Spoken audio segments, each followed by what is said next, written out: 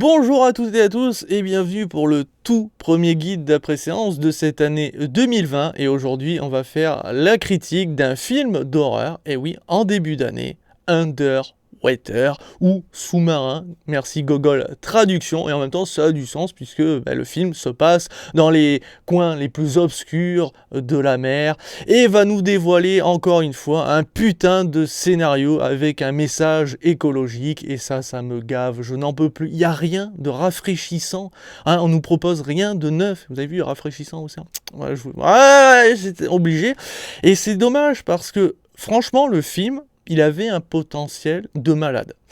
On sent qu'on s'est pas mal inspiré de Abyss, mais surtout d'Alien, on le sent fortement, il y a pas mal de références en soi visuelles qui vont nous dire « Ah ouais, on a l'impression d'être dans Alien, sauf qu'on est dans Alien version du pauvre ». Et c'est fort dommage parce que réellement, quand j'ai vu le premier trailer, quand j'ai vu l'histoire, je me suis dit « Putain, ça peut être intéressant, il y a moyen de flipper, surtout dans l'océan, ce qui nous fait écho à l'espace ». Je me suis dit « Ça peut être sympa ».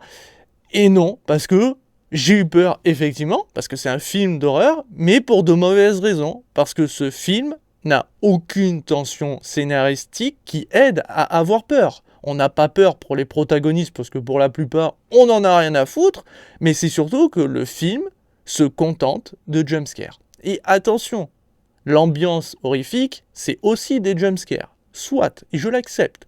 Mais quand c'est bien dosé, quand c'est bien fait, quand ça arrive à nous surprendre, or là, ça nous surprend pas, on sait que ça va arriver, forcément un jumpscare, même quand je sais que ça va arriver, me fait peur, mais ça me fait chier, parce que j'aurais aimé que le scénario m'aide à avoir peur, j'aurais aimé avoir peur pour d'autres moyens. Or là, vous virez les jumpscares, il se passe rien dans ce putain de film. Rien du tout. Alors oui, il y a quelques problèmes par-ci par-là au niveau de la base, il y a un danger potentiel hormis les monstres, mais on n'a pas peur. Mais il a fallu mettre des jumpscares pour avoir peur. Et il y en a un paquet, je vous jure, il n'y a que ça des jumpscares. Donc pour ceux qui détestent ça, ou alors pour ceux qui apprécient mais pas à forte dose, vous n'allez pas du tout apprécier ce film. Et le scénario n'aide clairement pas à rentrer dedans, puisque c'est un peu du déjà vu avec Alien, ou encore avec d'autres films qui sont sortis, comme là l'histoire avec le requin géant. On a un peu le même délire, même s'il y a des différences.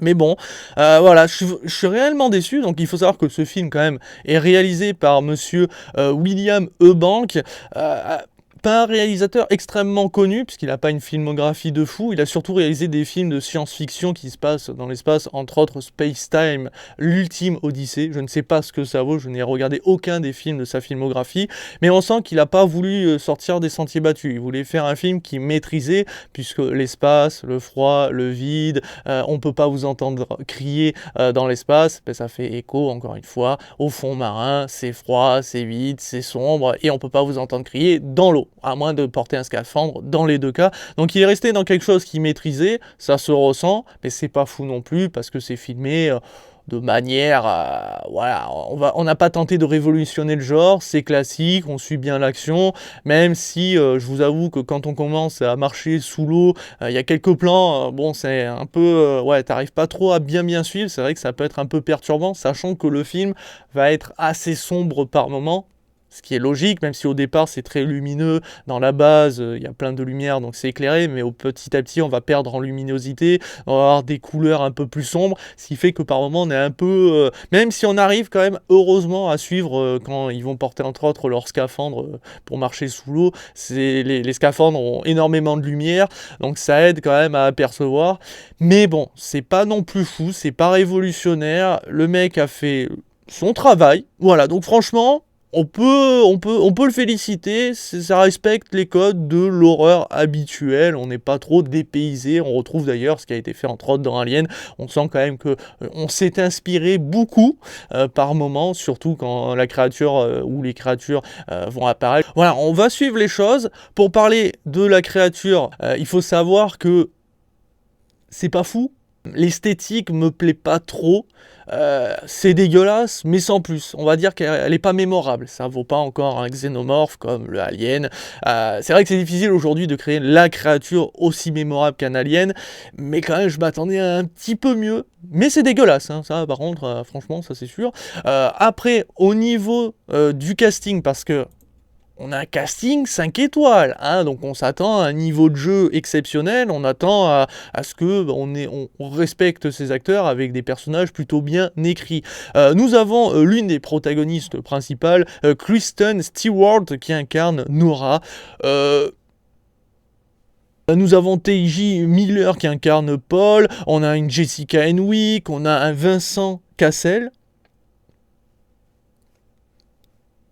Ouais, pas fou, mais ça va. Et d'autres protagonistes, alors pourquoi j'ai pas voulu trop rentrer dans les détails avec le personnage de Nora, c'est qu'en fait, le jeu d'acteur est bon, hein. Enfin, globalement, c'est surtout qu'en fait, les personnages ressemblent un petit peu trop à des personnages qu'on a l'habitude de voir dans les films d'horreur, et c'est difficile de s'attacher à tous les protagonistes, et le souci, c'est que, vu ce qu'ils vont subir, si on s'attache pas à eux, on a un peu rien à foutre de ce qui peut leur arriver. Et le souci, c'est que là, j'ai vraiment eu du mal à m'attacher à ces différents protagonistes, alors que pourtant, on a plus ou moins le même principe qu'on a vu entre autres dans Alien, où on va en fait suivre les protagonistes au départ avant qu'il se passe des dangers mortels et autres. Ils vont se rencontrer pour certains, d'autres se connaissent et tout.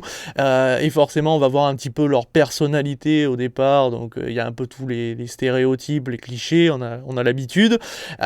Et à ce moment-là, comme dans Alien, on est supposé avoir cette grosse scène qui fait que, ok, j'ai vu tous ces personnages, je peux m'attacher à lui, elle ou elle. Comme ça, derrière, quand les événements vont s'enclencher, je vais avoir peur pour eux, je vais m'inquiéter pour eux. Donc, il y aura une montée en tension. Le souci, c'est que ça ne marche quasiment pas. À moins que vraiment vous arrivez à vous attacher à la plupart des protagonistes, voire à tous, la tension est quasiment inexistante parce que le scénario, il décolle pas. On a l'impression qu'il manque quelque chose systématiquement, alors que pourtant le speech de base était intéressant, cette base sous-marine qui fait des travaux, sans rentrer dans les détails.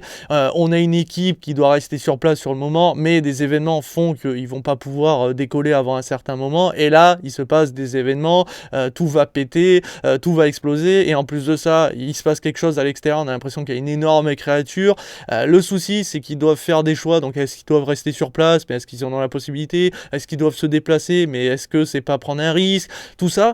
Mais il manque de l'attention. Il manque ce moment où tu te dis putain j'ai peur, et à ce moment-là les jumpscares vont nous aider à avoir encore plus peur. Le souci c'est comme j'ai dit au départ, tu retires ces jumpscares, on n'a pas peur. Vraiment pour moi il y a un problème scénaristique, il y a un problème au niveau de l'écriture de certains des personnages. Il y a un problème globalement, alors que esthétiquement, même si c'est vrai qu'il n'y aura pas 50 millions de décors, hein, globalement on est dans la mer, hein, donc c'est un peu compliqué, hein, sachant qu'en plus on est très profond dans l'océan, donc il va faire très très sombre, et bien même s'il n'y a pas 50 millions d'environnements, on en prend plein les yeux esthétiquement. En plus, la lumière est plutôt bien travaillée, même si encore une fois c'est très sombre, forcément, mais on suit quand même. Il se passe des trucs, mais voilà, c'est rageant parce qu'il manque le petit truc qui va faire qu'on va décoller, qu'on va vraiment avoir peur, qu'on va vraiment rentrer dans le film ou l'apprécier à sa juste valeur. Et puis même, il y a des choix, des personnages qui sont effrayants, je veux dire. Ils décident de partir à pied, voilà. Ils prennent leur scaphandre. On est très profond dans l'océan, donc il fait sombre. T'es obligé d'utiliser tes lumières pour te déplacer. Or là, ils sentent qu'il y a une présence, ils sentent qu'il y a quelque chose. Le souci, ils savent pas ce que c'est. Et qu'est-ce qu'ils décident de faire ? De couper les lumières. Alors, je sais que c'est pas tous des lumières, hein, on est d'accord au niveau des personnages qu'on va suivre, mais c'est supposé être des gens quand même un peu brillants pour certains. On est au fond de l'océan. La moindre créature qui vit à cette profondeur-là, déjà, est supposée ne pas voir la lumière du jour dans sa vie. Ça veut dire que la moindre lumière, pour lui, soit ça l'aveugle au point qu'il ne verra plus jamais rien, on va se le dire, ou alors il est déjà aveugle, donc la lumière, il ne peut pas l'apercevoir. Donc la laisser n'aurait rien changé au schmilblick. Donc pourquoi la couper? Sachant qu'en plus, comme vous voyez que dalle, couper cette lumière, ça vous empêche de voir d'où vient le danger. Voilà, ça n'a strictement aucun sens. Mais c'est pas un film que je conseille. Encore une fois, c'est un film qui a un gros budget, qui a de gros acteurs, qui a une histoire qui qui à la base est intéressante, mais qui veut faire passer forcément un putain de message écologique, qui veut pas non plus trop faire de nouveautés, d'essayer de tenter des choses un peu surprenantes. On se contente de ce qui a déjà été fait, donc en reprenant déjà Alien ou Abyss ou ce genre de choses. On va faire de l'horreur classique en mettant des jumpscares. On va pas forcément essayer de vous faire peur avec une histoire, une montée en tension, de faire en sorte que les personnages, on s'inquiète pour eux. Non, c'est... Globalement, le film est décevant, mais il va trouver son public. Je sais qu'il y en a qui vont l'apprécier. Et en même temps, il y a moyen de l'apprécier. Il y a des choses qui font qu'on peut l'apprécier. Mais bon, je m'attendais à largement mieux, puisque j'étais assez hypé. Donc forcément, la déception, elle est présente. Hein. Là, c'est la désillusion la plus totale. Donc ma note est une note de 2 étoiles sur 5. Alors, c'est une note acceptable, hein, on va pas se le cacher. De toute façon, il fallait bien commencer l'année avec une critique. Malheureusement, on commence pas de bonne manière. Ça veut pas dire que cette année, il n'y aura pas de bons films d'horreur, mais pour l'instant, ça commence plutôt mal. Allez, sur ce, je vous dis à très très vite et à très bientôt pour toujours plus de vidéos et de streams. Ciao ciao les amis.